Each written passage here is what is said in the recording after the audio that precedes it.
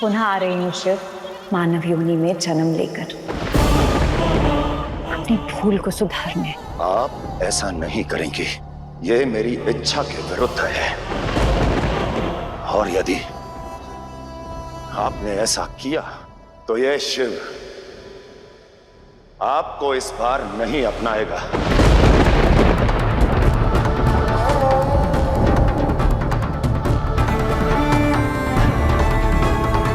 ये बात शिव नहीं, रुद्र कह रहे हैं।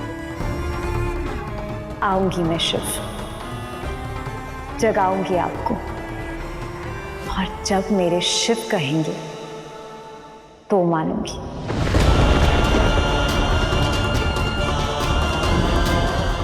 आज्ञा दें रुद्र, अब शक्ति आएगी अपने शिव से मिलने।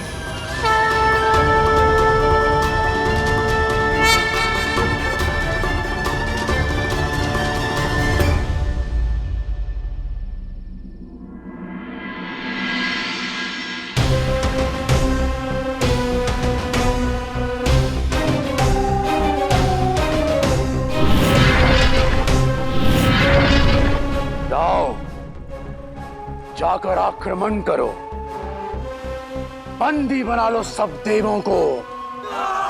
आक्रमण!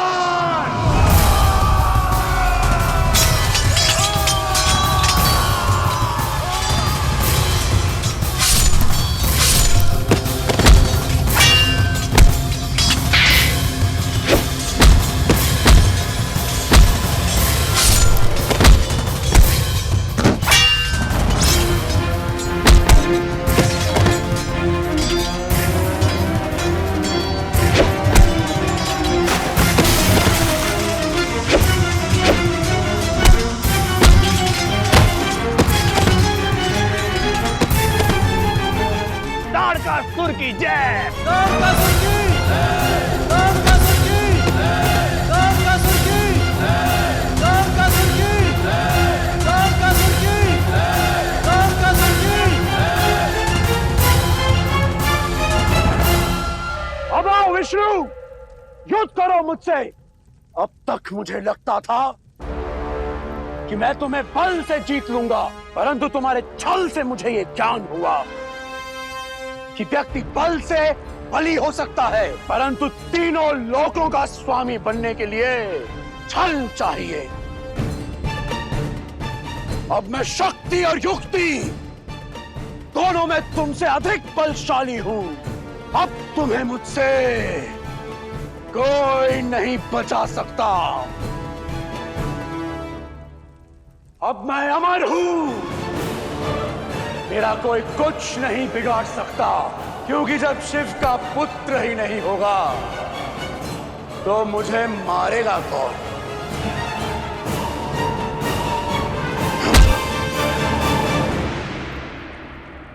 नारायण, हमारी रक्षा कीजिए, कोई उपाय बताइए नारायण। इसका केवल एक ही उपाय है, हम सबको मिलकर देवी आदि शक्ति का आवाहन करना होगा। अब वही हमारी रक्षा कर सकती है। हे मां आदिशक्ति, हमारी रक्षा कीजिए मां। हम सब शोक संतप्त होकर आपका आह्वान करते हैं मां। ये सृष्टि, ये प्रकृति, ये भी तो आप ही का रूप है मां। आप ही इसकी रक्षा कर सकती हैं। हमारी पुकार सुन लीजिए मां, प्रकट होइए, प्रकट होकर हमारी रक्षा कीजिए मां।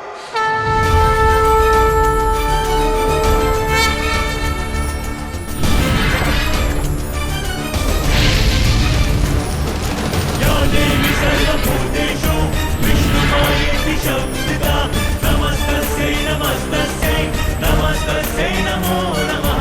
या देवी सर्वभूतेषु बुद्धिरूपेण संस्थिता। नमस्तस्यै नमस्तस्यै नमस्तस्यै नमो नमः। नमस्तस्यै नमस्तस्यै नमस्तस्यै नमो नमः। त्राही मां आदिशक्ति, हमारी रक्षा कीजिए मां। हमें असुरों के प्रकोप से बचाइए मां।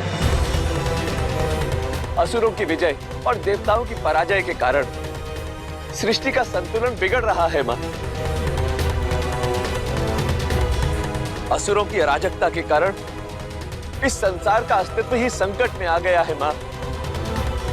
इस संसार की रक्षा कीजिए मां। त्राही मां।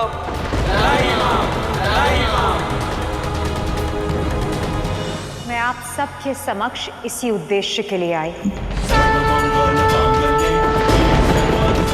सृष्टि के कल्याण और सृष्टि के संचालन के अपने कर्तव्य को पूर्ण करने के लिए शिव के इच्छा के विरुद्ध जाकर पुनः जन्म लेना होगा।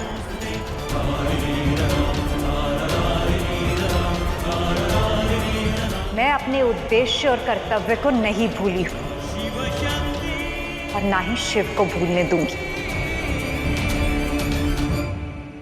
मैं आ रही हूं, मैं आ रही हूं, मैं आ रही हूं।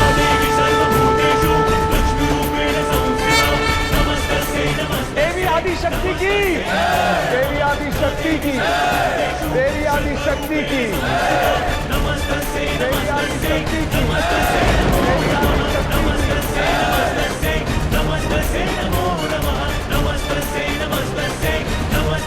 शिव की इच्छा के विरुद्ध धरती पर जन्म लूंगी तो निश्चित है शिव मुझसे रुष्ट होंगे। उनका प्रेम और संसार के प्रति विश्वास सो गया है और उस विश्वास को मुझे अपने प्रेम और समर्पण से जगाना होगा। इसीलिए मेरे इस जन्म में मेरी शिव प्राप्ति की यात्रा अधिक कठिन और दुर्गम होगी, परंतु शिव के जीवन में उद्देश्य लाने के लिए मैं किसी भी कठिनाई के लिए सज्ज हूं।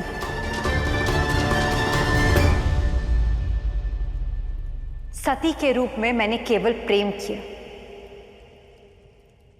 परंतु अपने इस जन्म में प्रेम रूपी कुंदन पाने के लिए मुझे त्याग और समर्पण की अग्नि में जलना होगा।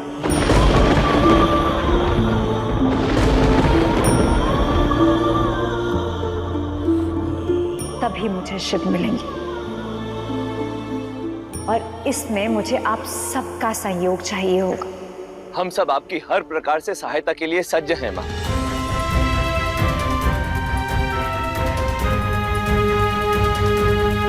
सती ही की भांति मुझे अपने अगले अवतार में भी अपने आदि शक्ति रूप की स्मृति नहीं होगी,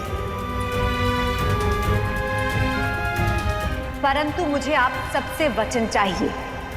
जिस प्रकार आपने सती को उसकी यात्रा में अकेला छोड़ दिया था, आप इस बार मुझे अकेला नहीं छोड़ेंगे। नहीं छोड़ेंगे मां, नहीं छोड़ेंगे। वचन दीजिए कि आप सब मेरा साथ देंगे। शिव और मेरे मिलन के लिए आप सब अपनी अपनी भूमिका निभाएंगे। हाँ, हम वचन देते हैं देवी आदिशक्ति। किंतु देवी, सती के जन्म में दक्ष को आपका पिता बनने का मार्ग मैंने प्रशस्त किया था। इस बार आप किसे धन्य करेंगी? कौन होंगे आपके माता पिता?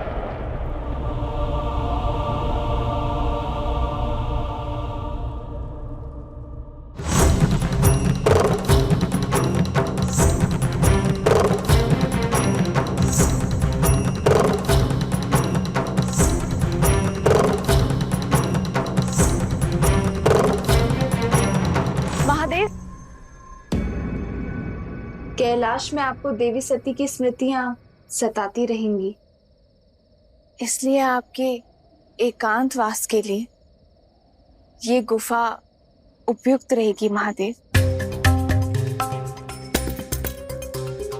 आप यहाँ निश्चिंत होकर मेरे पिता पर्वतराज हिमवान और माता नैना देवी का आतिथ्य स्वीकार करें। धन्यवाद।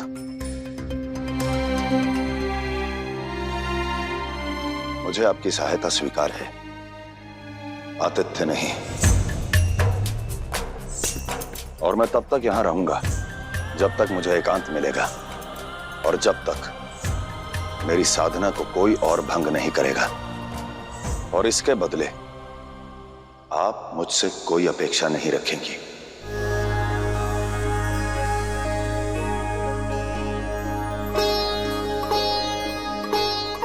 महादेव के काम आ सकी, अब कोई अपेक्षा नहीं।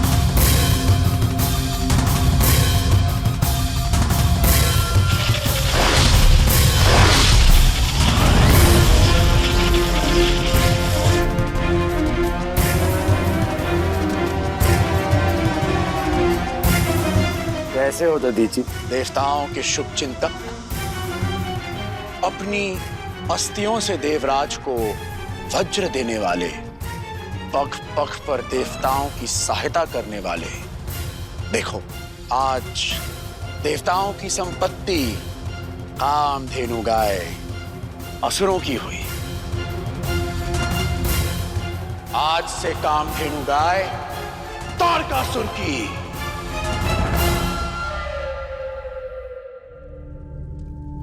पिताश्री, पिताश्री, पिताश्री। क्या हुआ? महादेव ने हमारा आतिथ्य स्वीकार लिया है पिताश्री।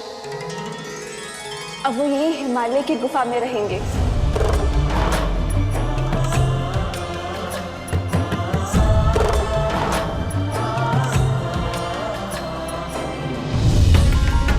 महादेव हमारे प्रांगण में रहेंगे, इससे बड़ा आनंद और क्या होगा? गंगा, तुम आती हो तो मन को शीतल और पवित्र कर देती हो पुत्री। तुमने हमें धन्य किया है पुत्री। महाराज की जय हो। तुम्हारे आने का क्या प्रयोजन है सेविका? शुभ सूचना है महाराज हिमवान। महारानी मेनावती को प्रसव पीड़ा प्रारंभ हो गई है। अपने इस अवतार में मैं पर्वतराज हिमवान की पत्नी मैना देवी के गर्भ से जन्म लूंगी।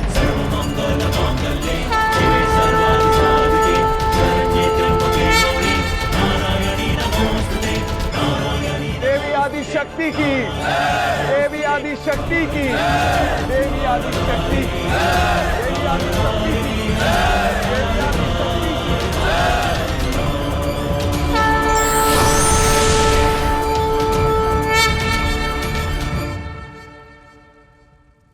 संयोग देखिए, मां आदि शक्ति पर्वतराज हिमवान के घर जन्म लेंगी और वहां गंगा महादेव को पहले ही हिमालय लेकर आ चुकी हैं।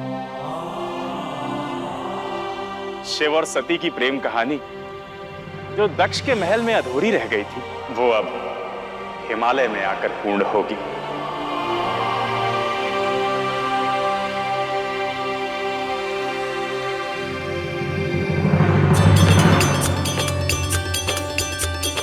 तो अत्यंत शुभ समाचार है। एक ओर साक्षात महादेव का आगमन और दूसरी ओर संतान प्राप्ति का संकेत। कैसा अद्भुत संयोग है ये।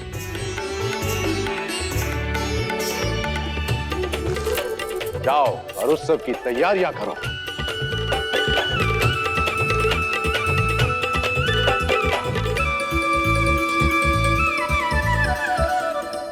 समस्या अत्यंत गंभीर है नारायण। पहले ऐसा प्रतीत हो रहा था कि वो दुष्ट तारकासुर केवल तीनों लोकों पर विजय प्राप्त करना चाहता है, परंतु और अधिक शक्ति ने उसकी पहले से ही भ्रष्ट मति को और अधिक भ्रष्ट कर दिया है। अब वो दुष्ट तीनों लोकों पर विजय प्राप्त करने के पश्चात ऋषि मुनियों पर भी अत्याचार कर रहा है। तारकासुर, ये मत भूलो कि कामधेनु समुद्र मंथन से उत्पन्न हुई है, वहीं से कामधेनु को ऋषियों को सौंपी गई है। असुरों की सहमति से कामधेनु पर हमारा अधिकार है।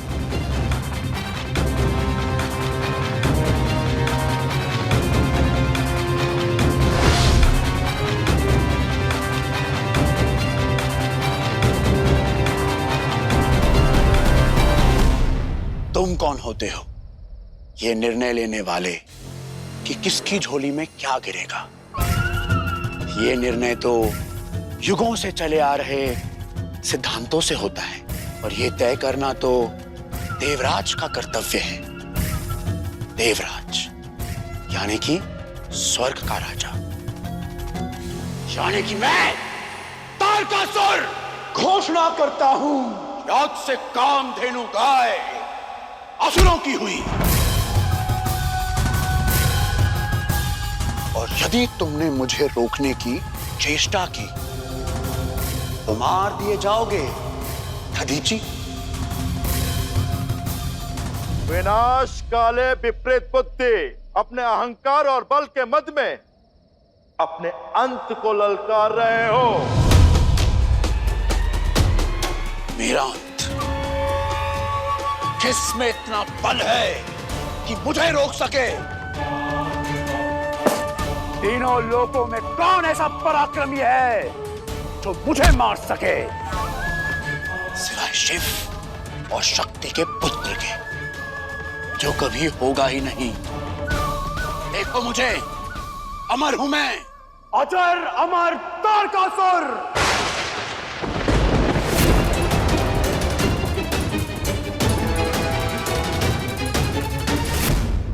हे नारायण, वो देवों को ही नहीं, तारकासुर देवों की संस्कृति को नष्ट कर देना चाहता है। वो चाहता है कि इस सृष्टि का पालन संचालन उसकी इच्छा से, उसके नियमों से हो।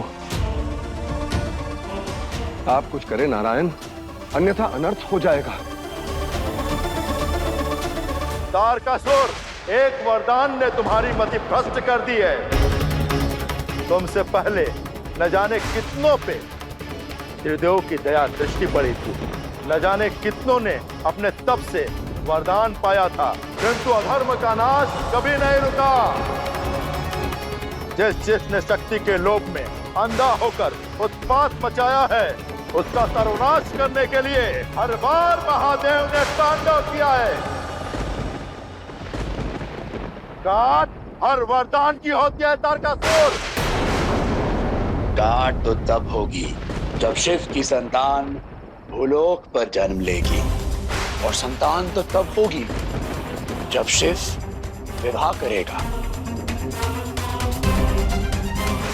और लगता है तुम्हें स्मरण नहीं है कि शिव अब कभी विवाह नहीं करने वाला। सती को होकर शिव का मन आहत तो अवश्य है, किंतु शिव की शक्ति पुनः जन्म लेगी। शिव का विवाह भी होगा और संतान भी।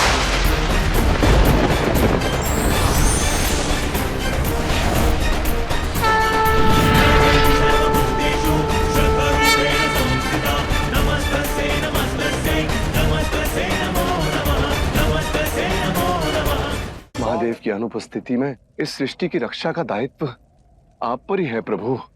प्रार्थना है आपसे, कुछ कीजिए प्रभु। यह समय मेरी प्रार्थना का नहीं, मां आदि शक्ति के आवाहन का है, क्योंकि तारकासुर के पाप का घड़ा भरने ही वाला है। उसके संहारक को जन्म देने वाली मां आदि शक्ति शीघ्र ही पृथ्वी लोक पर जन्म लेने वाली है।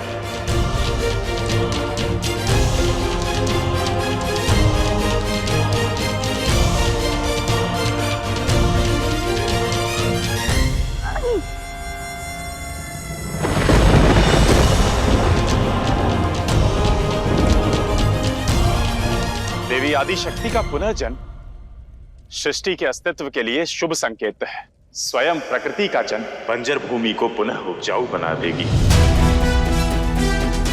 उनका ऊज, उनका तेज असत्य और पाप के अंधकार को दूर कर देगा। वह देवी आदि शक्ति ही है जो महादेव को दुख और शोक के एकांतवास से बाहर निकालेंगी और उन्हें पुनः प्रेम और कर्तव्य के मार्ग पर ले आएंगी।